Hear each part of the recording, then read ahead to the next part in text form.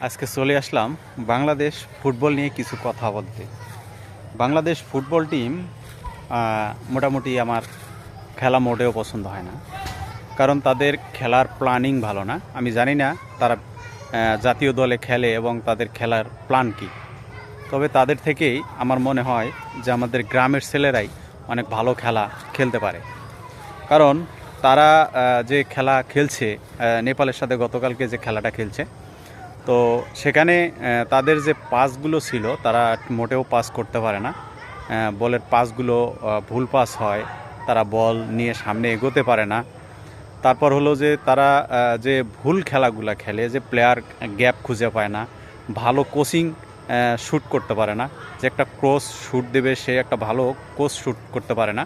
তবে হামজা চৌধুরীর যে বাইসাইকেল গোলটা, সেটা বিশ্বমানের গোল, এটা সবাই জানেন। এবং তিনি যে একজন বিশ্বমানের খেলোয়াড় সেটা তার প্রমাণ কিন্তু তিনি দিয়েছেন। কারণ বাইসাইকেল যে গোল, বাইসাইকেল যে শ্যুটটা করে তিনি গোলটা করেছেন, সেগুলো আসলে ইন্টারন্যাশনাল যারা মেসি, ক্রিস্টিয়ানো রোনালদো এই ধরনের প্লেয়াররা এই ধরনের শ্যুট করে থাকে। তো হামজা চৌধুরী যে একজন বিশ্বমানের ফুটবলার সেটা তার প্রমাণ দিয়েছেন। কিন্তু দলের আরও সতীর্থ যারা আছে, যারা ফুটবল খেলছেন, আমার মনে হয় তাদের প্ল্যানিংয়ে ভুল আছে।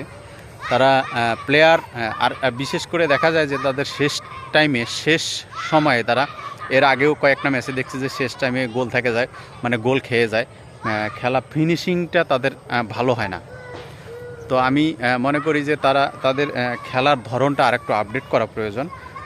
এভাবে আসলে অ্যাটাক বা এভাবে যে খেলার যে মান এরা নিয়ে আসছে, যে আসলে এভাবে খেলা হয় না।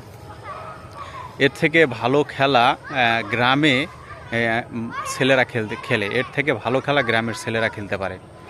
যেমন আমরা খেলছি, আমরা পাস খেলছি, কিন্তু এদের তো আমি পাস দেখে মানে পাস ঠিকমতো পাস নেই।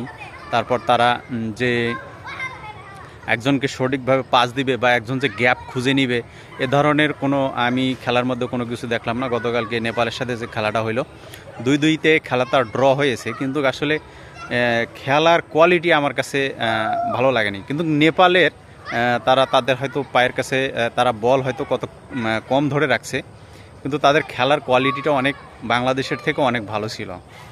আর কোন জায়গায় কী ধরনের মানে শট নিতে হবে গোল পারে, সে ধরনের শটেরও তাদের কমতি আছে। তো আমি বলবো যে আপনারা আপনাদের খেলার প্ল্যানিং ঠিক নেই। আপনারা খেলার প্ল্যানিং ঠিক করেন, কম্বিনেশন করেন। আপনাদের খেলায় আমি ছোটো মানুষ, আমি যদিও তেমন ধরনের বা সেই ধরনের বড় কোনো ফুটবলার নই, বা আমি সে ধরনের আমি একজন গ্রামের ছেলে, এবং গ্রামের ছেলে আমরা গ্রামে কীভাবে ফুটবল খেলি।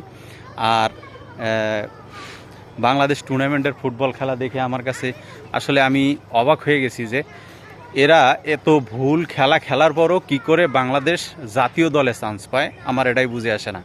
একটা ইন্টারন্যাশনাল খেলায় তারা একটা সঠিকভাবে সঠিক জায়গায় পাস দিতে পারছে না, একজন প্লেয়ার গ্যাপ খুঁজে নিচ্ছে না, মানে খেলার মধ্যে এত ভুল যে আমি আপনাদেরকে কীভাবে বোঝাবো। বাংলাদেশ ক্রিকেটেও একই অবস্থা। বাংলাদেশ ক্রিকেট আপনি দেখেন, বাংলাদেশ ক্রিকেটে তাদের ফিনিশার ভালো নাই, শেষের দিকে ভালো একজন ফিনিশার নাই, বা ভালো যে খেলাটাকে ফিনিশ করবে এ ধরনের প্লেয়ার নাই। ফুটবলেও ঠিক আমি একই ঘাটতি দেখতে পাচ্ছি। তো আসলে কি বলবো, তবে আরও আমরা বাংলাদেশ ফুটবলকে আরও সামনে এগিয়ে যেতে চাই, বিশ্বমানের ফুটবলার হিসেবে দেখতে চাই। এই আশা করে আজকে আমার ভিডিওটা এখানে শেষ করলাম। সবাই ভালো থাকবেন। আসসালামু আলাইকুম।